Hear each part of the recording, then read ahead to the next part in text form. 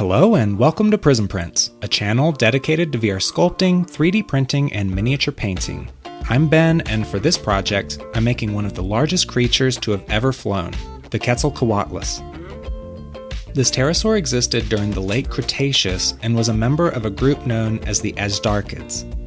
In contrast to other known pterosaurs, the Azhdarchids had longer, more rigid neck structures, as well as evolved wing structures, giving this group a significant advantage while on land.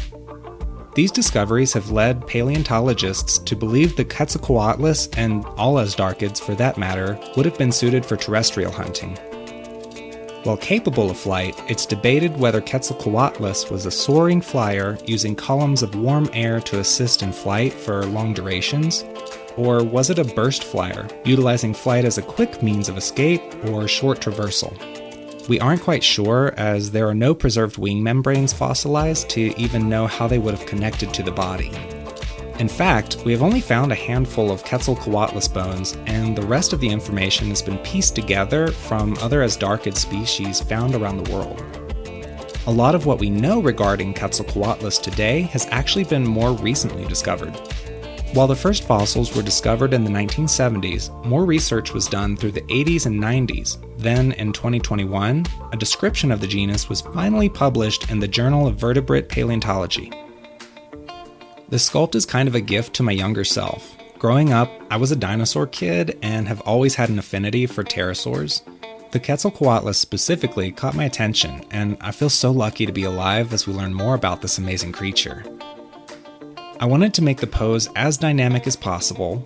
Though it may not be accurate to how the Quetzalcoatlus launched itself into flight, I thought having the body upright and the wings splayed out made for a more interesting silhouette. For the color, I really wanted to go bright. Since we don't know what colors these creatures may have been, I thought this would be a fun project to turn up the saturation. To finish everything out, I painted and added some static grass to the base. I feel like these small touches really add a lot to the finished sculpt and make for a much more exciting display. If you would like this model for yourself, the STL is free to download at any of the links in the pinned comment below. Also, if you're thinking of trying Shapelab out, I have a promo code that will make it a total of 35% off. Use SL Prism when you purchase the subscription or perpetual license on their website. If you're buying it on the Meta store, it's SL Prism-A0B9F3. All this information is in the description if you're interested. I hope you all enjoyed learning about the Quetzalcoatlus as much as I did, and try printing this one for yourself. If you like having new models to print, enjoy videos like these, or would just like to show support, please leave a like, comment, and subscribe. Thank you for checking this out, have a great rest of your day, and I'll catch you on the next one.